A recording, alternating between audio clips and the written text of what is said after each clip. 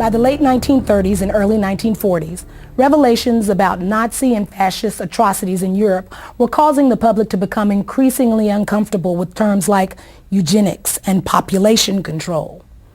This alarmed the leaders of the American Birth Control League, who were aware that this shifting attitude could impact both their ability to implement their racial agenda and their ability to raise funds.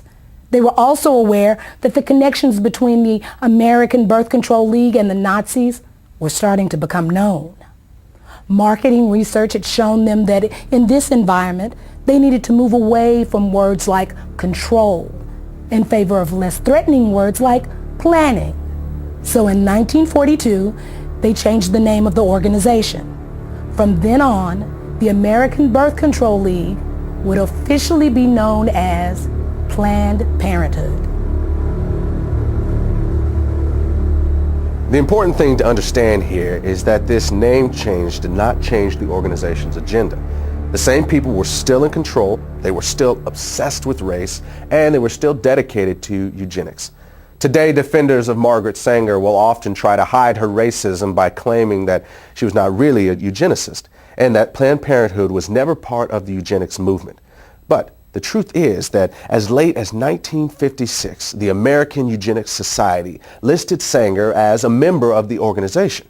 In addition, many of Sanger's colleagues and the people whose writings she published, as well as many of Planned Parenthood's officers, were also known to be members. In fact, the ties between Sanger and the eugenics movement were so well established that in the 1920s, Sanger pursued a plan to merge the American Birth Control League, or Planned Parenthood as it was later called, with the American Eugenics Society. However, despite Sanger's efforts, the merger plan died after being rejected by the leadership of the American Eugenics Society. As an alternative, Sanger then proposed that the two organizations at least combine their publications into one magazine. But again, that idea was also rejected by the American Eugenics Society. The eugenic and civilization value of birth control is becoming apparent to the enlightened and the intelligent. The campaign for birth control is not merely of eugenic value, but is practically identical in ideal with the final aim of eugenics. Margaret Sanger, 1921. In her autobiography, Margaret Sanger wrote about a speech she gave in 1926 at a Ku Klux Klan rally in Silver Lake, New Jersey. The Planned Parenthood founder bragged about the fact that afterward, she was invited by 12 other Klan chapters to speak at their events. At about the same time, the American Birth Control League was changing its name to Planned Parenthood. A lot of books and reports began coming out that attempted to put a happy face on eugenics, and many of them were written by people that were associated with Planned Parenthood. The strategy here was obvious. Since the Nazis had turned eugenics into a four-letter word, the American eugenics movement decided it was time to lay low. So most of their writings during this time period downplayed the role of eugenics and couched their agenda in terms of helping the African American. Perhaps the best example of this is a 1,500-page book by eugenicist Gunnar Myrdal called An American Dilemma, The Negro Problem in Modern Democracy. Interestingly, this book was not the result of some mom-and-pop operation.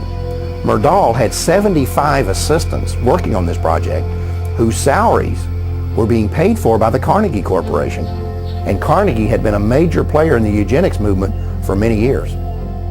Gunnar Myrdal and his wife Alva were both involved in eugenics.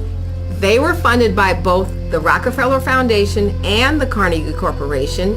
They were also closely linked to a Swedish eugenics program which forcibly sterilized 66,000 people. When you read chapter 7 of this book, it becomes undeniable that this is a blueprint for the modern eugenics movement that we still see in the United States today. The bottom line is that Gunnar Myrdal believed that not only could blacks not help themselves, he felt that nobody could help them, and the only solution in his eyes was to get rid of them. Commonly, it is considered a great misfortune for America that Negro slaves were ever imported. The presence of Negroes in America today is usually considered a plight of the nation. Chapter 7. page 167. All white Americans agree that if the Negro is to be eliminated, he must be eliminated slowly, so as not to hurt any living individual Negroes. Chapter 7, page 168. The only way possible of decreasing Negro population is by means of controlling fertility. Chapter 7, page 170. Birth control facilities could be extended relatively more to Negroes than to whites, since Negroes are more concentrated in the lower income and education classes. Chapter 7, page 176. One thing I find very revealing about Chapter 7 is the first paragraph. Murdahl uses U.S. Census Bureau figures to show that between 1790 and 1940, the black population in the United States increased 17 times. At the same time, those Census Bureau figures show that the white population increased 37 times. However, neither Murdahl nor any other eugenicist wrote anything about what to do about that part of the population that was increasing twice as fast as the black population. Gunnar Myrdal's book on how to resolve what he called the Negro Problem was published in 1944 by Harper and Brothers of New York. 4 years earlier, the same company, which is today known as HarperCollins, had also published a book by one of the founding members of the American Eugenics Society. At the time that Harper and Brothers published these books, its president was a man named Cass Canfield, who would later become the national president of Planned Parenthood.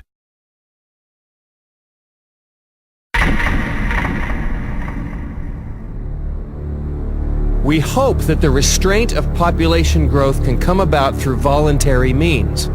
But if it does not, involuntary methods will be used.